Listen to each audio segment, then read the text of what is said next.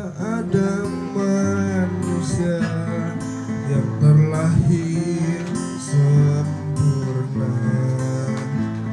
Jangan kau sesali segala yang telah terjadi. Saya merasa ini, maaf, ini seperti jihad gitu ya, seperti jihad. Jihad itu artinya kebersungguhan.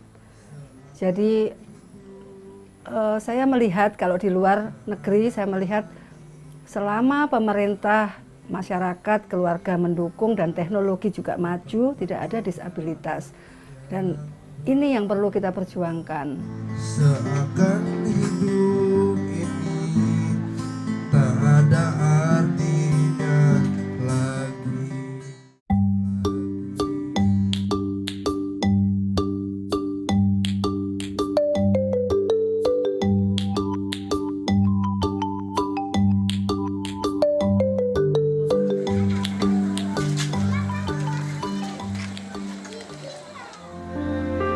Perlahan para ibu ini menorehkan canting di atas sehelai kain. Motif-motif sederhana mulai menghiasinya. Belajar membatik sudah menjadi rutinitas ibu-ibu di Yayasan Peduli Kasih Anak Berkebutuhan Khusus atau ABK di Surabaya, Jawa Timur. Mereka adalah para orang tua yang memiliki anak berkebutuhan khusus.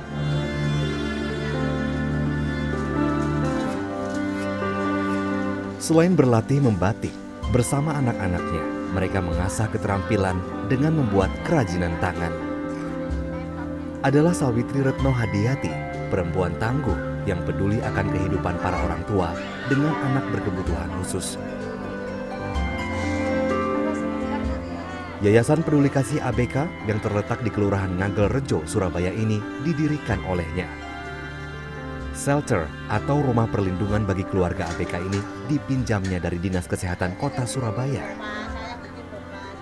Ia mendirikan yayasan ini dengan tujuan memuliakan anak-anak berkebutuhan khusus.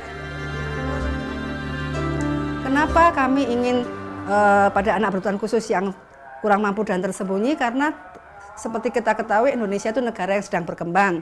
Jumlah tenaga profesional yang terkait dengan ABK, baik pendidikan, kesehatan maupun teknologi itu sangat kurang dan kurang merata. Sehingga perlu adanya upaya-upaya kreatif, contohnya berbasis masyarakat, berbasis orang tua dan sebagainya untuk memuliakan ABK ini, yaitu melalui orang tua, melalui pendidikan-pendidikan kepedulian pada di masyarakat umum seperti itu.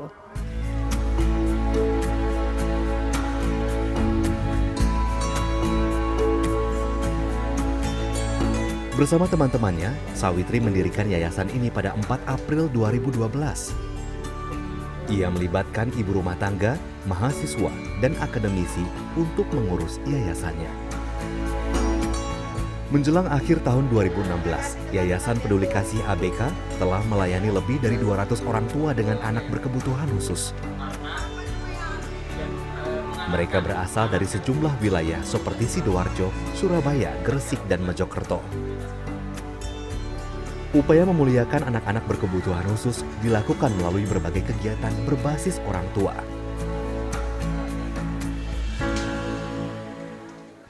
Ibu Sawitri, kenapa berfokus kepada orang tua yang memiliki anak berkebutuhan khusus saja? Tidak berupaya untuk memulihkan kondisi anak-anaknya begitu? Ya, sebagaimana anak, ini meskipun ABK kan juga anak ya, seperti anak yang lain. Jadi sangat tergantung sekali dengan orang tuanya. Dan orang tua itu adalah orang yang paling tahu kondisinya tentang anaknya dan orang yang paling lama berinteraksi dengan anaknya. Otomatis merekalah yang kita harapkan bisa mengasuh anak dengan seoptimal mungkin. Jadi kalau memang mereka itu bahagia dan cerdas, orang tua bahagia dan cerdas, otomatis nanti insya Allah akan menjadikan frekuensi yang sama untuk anaknya menjadi mulia seperti itu.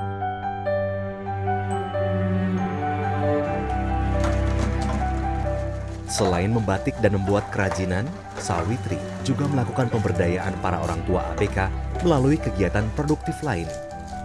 Di antaranya, mengajak mereka untuk memanfaatkan sampah layak jual.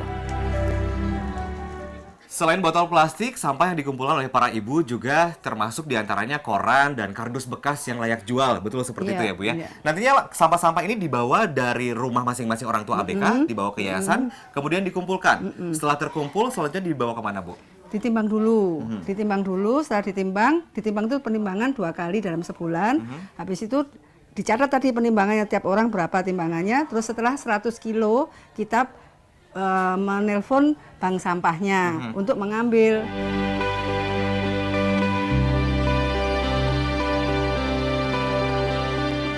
Selain melakukan pemberdayaan, Sawitri juga kerap mengajak orang tua anak-anak berkebutuhan khusus ini untuk melakukan konseling dengan psikolog. Tujuannya untuk menanamkan kesadaran pentingnya peran orang tua dalam mengetahui hal-hal yang dibutuhkan oleh anak mereka. Sebenarnya jenis-jenis anak berkebutuhan khusus itu bermacam-macam. Tapi pada prinsipnya apapun anak berkebutuhan khusus adalah support dari keluarga. Dia adalah yang pertama adalah penerimaan penuh dari orang tua, penerimaan penuh dari orang-orang di sekitarnya.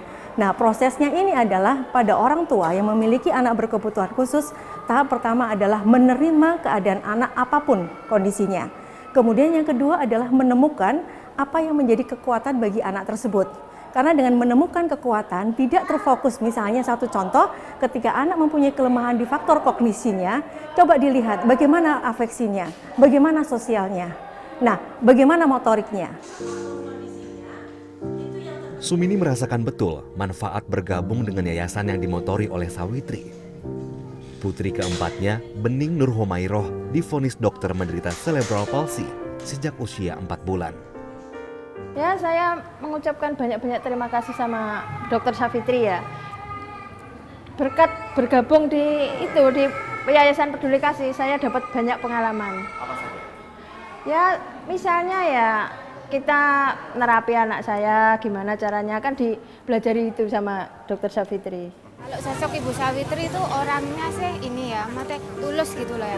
Karena demi yayasan, dia mendirikan yayasan sampai dia meninggalkan profesinya sebagai seorang dokter ataupun dosen gitu loh. Terus dia nggak setengah-setengah untuk mendirikannya gitu.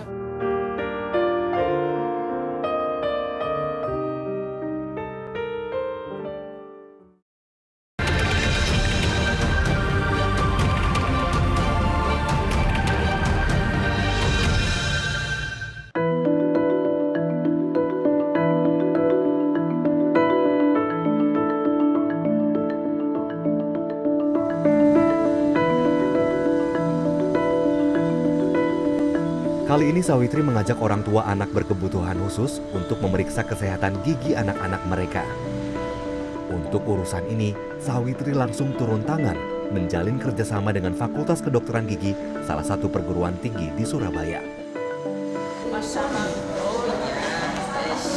Sawitri bersyukur selalu ada tangan-tangan mulia yang berkenan membantu kegiatan yayasannya. Pelayanan kesehatan gigi gratis seperti ini dibutuhkan oleh anak-anak ini, mengingat sebagian besar ABK berasal dari keluarga kurang mampu. Saya senang sekali, saya mengharap kerjasama Bu Sawitri dengan dokter gigi yang di sini mudah-mudahan bisa berkelanjutan. Dan kalau bisa, dokter yang ada di sini sesekali atau berapa kali bisa datang ke shelter itu aja. Itu aja. Karena saya kepingin gigi anak saya terkontrol dan bisa terawat walaupun saya tidak pakai ke sini. Sawitri selalu mengajarkan pada orang tua agar tak hanya menerima bantuan saja. Meski mereka memiliki anak berkebutuhan khusus, bukan berarti mereka tak bisa mengajarkan anak-anaknya untuk berbagi. Melalui kegiatan kunjungan persahabatan, mereka diajak mengunjungi sejumlah tempat, termasuk rumah sakit. Kali ini mereka membawa bunga untuk dibagikan kepada pasien anak-anak sebagai tanda kasih. Ini tanda cinta dari Alfa untuk Kindi ya, Kindi cepat sembuh ya. Ya. Ibu Sawitri mengajak anak berkebutuhan khusus bersama dengan orang tuanya berbagi dengan pasien anak di rumah sakit begitu. Apa sih tujuan sebenarnya? Ya, tujuan sebenarnya sih sebetulnya pada anak-anak ini kan ada beresiko untuk menjadi ABK. Di luar itu mereka juga ingin membuktikan orang tua maupun anaknya ingin membuktikan bahwa mereka tidak hanya mungkin dikasihani atau diberi pertolongan, tapi mereka mampu berbuat apapun yang sama seperti anak lainnya. Jadi contoh memberi tanda cinta, memberi perhatian dan sebagainya. Selain memberikan dukungan pada pasien, kegiatan seperti ini dimanfaatkan oleh Sawitri untuk melakukan penyuluhan kepada orang tua akan pentingnya deteksi dini anak-anak beresiko menjadi ABK. Umumnya, anak beresiko ABK memiliki ciri tertentu sesuai dengan klasifikasi ketunaannya. Tak ada manusia yang terlahir sempurna. Tunanetra. Secara fisik, anak berisiko tunanetra memiliki gejala mata juling, sering berkedip, gerakan mata tak beraturan, dan pembengkakan pada kulit tempat tumbuhnya bulu mata. Dalam kasus tunarungu, berkurangnya daya pendengaran bisa menjadi tanda anak berisiko menjadi ABK. Anak berisiko tunadaksa bisa ditandai dengan kelainan alat gerak. Sementara anak yang mengalami keterlambatan perkembangan mental berisiko menjadi tunagrahita atau menderita Down syndrome. Demikian pula dengan gangguan lainnya seperti tunalaras, autisme, dan kesulitan belajar memiliki ciri tersendiri.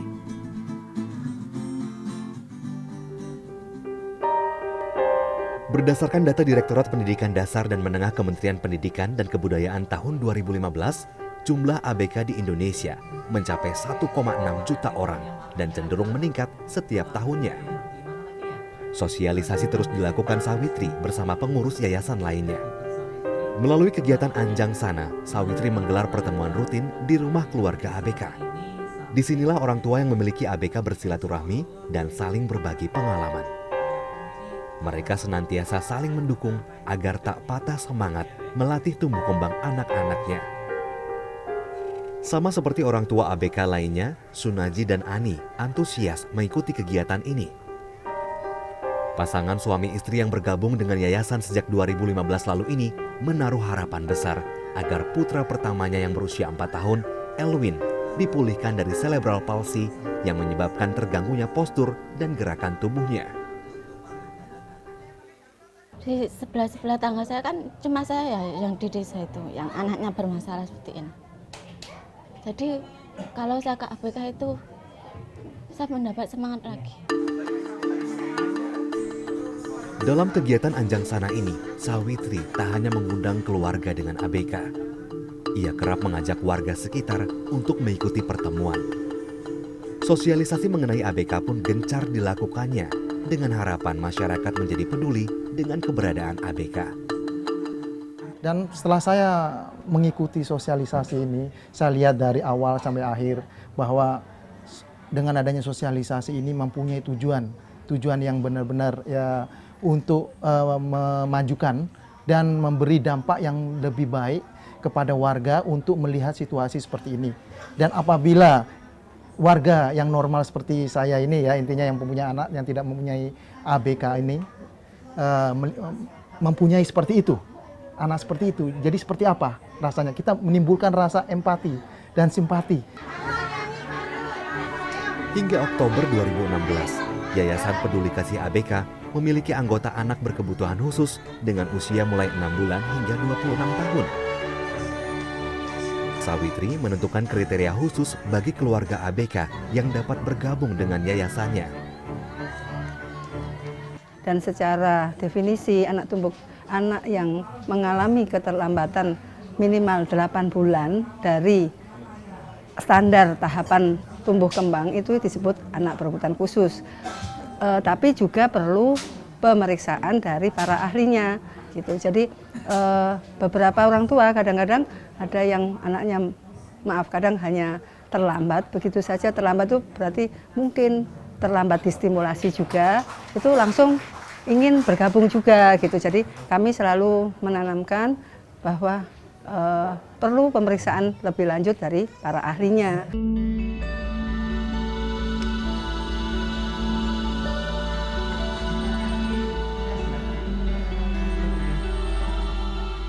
Dalam mengurus yayasan, Sawitri kerap menghadapi kendala, terutama dalam mendapatkan sumber keuangan. Diperlukan dana yang tak sedikit agar ia dapat terus membantu keluarga ABK. Selain dari kegiatan donasi, Sawitri mengajak relawan untuk menghimpun dana melalui berbagai cara. Garage Sale adalah salah satunya. Tinggal 1 jam 10-an. Ia memberdayakan relawannya untuk menjual pakaian bekas layak pakai di halaman rumah seperti ini. Selain Garage Sale, bersama relawan lainnya, Sawitri biasa berjualan pada hari bebas kendaraan di pusat kota Surabaya. Ia menjual pakaian bekas dan barang kerajinan orang tua ABK. Ya memang anak kebutuhan khusus itu memerlukan biaya banyak, ya kita harus pedulilah, kita beli-beli barang-barang yang kayak gini gitu loh Pak. Ide menggalang dana ala Sawitri ini mencerminkan kemandiriannya dalam membesarkan yayasan. Kerja kerasnya mampu memotivasi relawan untuk senantiasa memberikan dukungan pada keluarga dengan ABK. Kalau sosok Ibu Sawitri itu orangnya sih ini ya, mate tulus gitu loh ya. Karena demi yayasan, dia mendirikan yayasan sampai dia meninggalkan profesinya sebagai seorang dokter ataupun dosen gitu loh. Terus dia nggak setengah-setengah untuk mendirikannya gitu loh. Dia bekerja sendiri untuk mencari donatur atau dia ke yang belum terjangkau oleh kita, mencari ABK-ABK yang belum pernah kayak sekolah apa gitu, benar-benar dia usahakan untuk bisa sekolah. Anak berkebutuhan khusus atau disabled itu tidak ada diskriminasi ya, atau minimal lah diskriminasinya.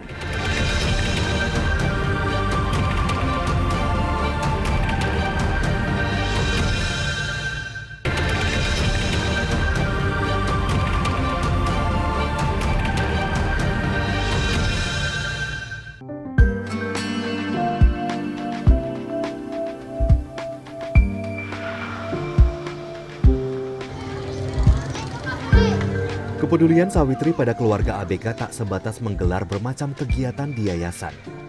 Ia menaruh perhatian penuh pada pendidikan formal ABK. Sawitri menyadari bahwa masih banyak anak berkebutuhan khusus yang tak mengenyam pendidikan karena keterbatasan. Perempuan Parubaya ini berharap akses pendidikan bagi ABK tidak hanya berlabuh di sekolah-sekolah luar biasa saja. Sawitri terus berjuang agar ABK mendapatkan pendidikan yang setara dengan anak-anak lain. Karenanya, ia rutin mengunjungi sekolah-sekolah sekaligus memberikan penyuluhan pada tenaga pengajar untuk menerima ABK belajar di sekolahnya.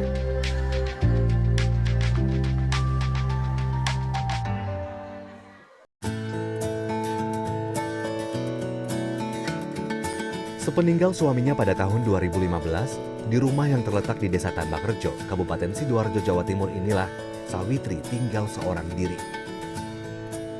Ketiga anaknya merantau dan bersekolah di Jakarta dan Kudus. Selain mengurus yayasan miliknya, untuk menepis kesepian, dokter kelahiran Surabaya 30 April 1965 ini selalu menyibukkan dirinya dengan berbagai kegiatan. Sesekali, ia mengunjungi kediaman mertuanya di Sawahan, Surabaya. Berbakti kepada orang tua adalah prinsip hidup yang selalu diembannya.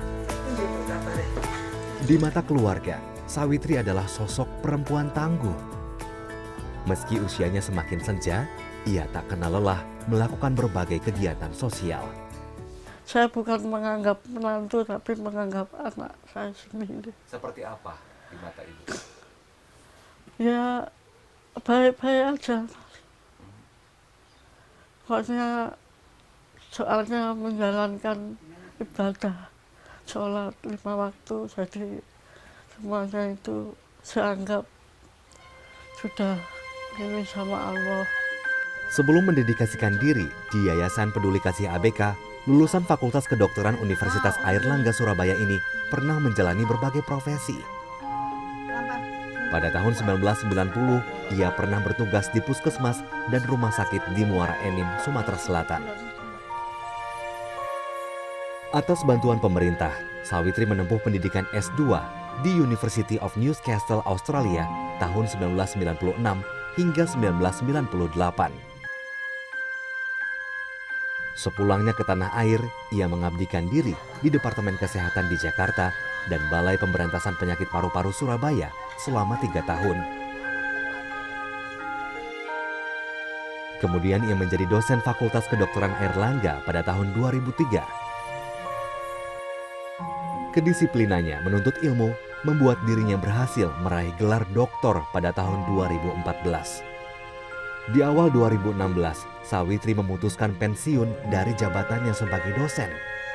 Ia mendedikasikan dirinya pada Yayasan Peduli Kasih ABK yang telah didirikannya 4 tahun silam. Sebetulnya bukan untuk berkonsentrasi ya Mas. Jadi saya merasa tidak adil berada di dua kaki yang hampir beririsan. Itu saja, karena sebagai dosen kita kan ada penelitian, pengabdian masyarakat di samping pengajaran, di samping mendidik. Padahal ini Yayasan Peduli Kasih Anak Berkebutuhan Khusus kan pasti pengabdian dan ada juga penelitian. Jadi karena dua hal yang bergesekan itu saya harus memilih itu. Ya udah. Akhirnya yang saya pilih karena kondisi kesehatan saya pilih yang yang lebih ringan. Di balik ketangguhannya, perempuan berusia lebih dari setengah abad ini pernah mengalami keterpurukan. Penyakit atrial fibrilasi atau gangguan irama jantung yang dideritanya sejak usia 45 tahun membuat dirinya mengambil langkah lain. Sawitri yakin dedikasinya memimpin yayasan tak sia-sia. Pada April 2016, Sawitri berhasil meraih penghargaan Kartini Award bidang kesehatan dari Aliansi Perempuan Indonesia Membangun Bangsa. Saya ingin anak berkebutuhan khusus atau disabled itu tidak ada diskriminasi ya, atau minimal lah diskriminasinya. Baik dalam pengasuhan, pendidikan, pendapatan untuk mendapatkan kesehatan maupun untuk pekerjaan, untuk dia bisa berpartisipasi dalam masyarakat seperti itu. Sawitri, sosok sederhana berhati emas. Perempuan tangguh ini pantang menyerah. Baginya, membahagiakan keluarga dengan anak berkebutuhan khusus menjadi kebahagiaan sejatinya yang tak ternilai.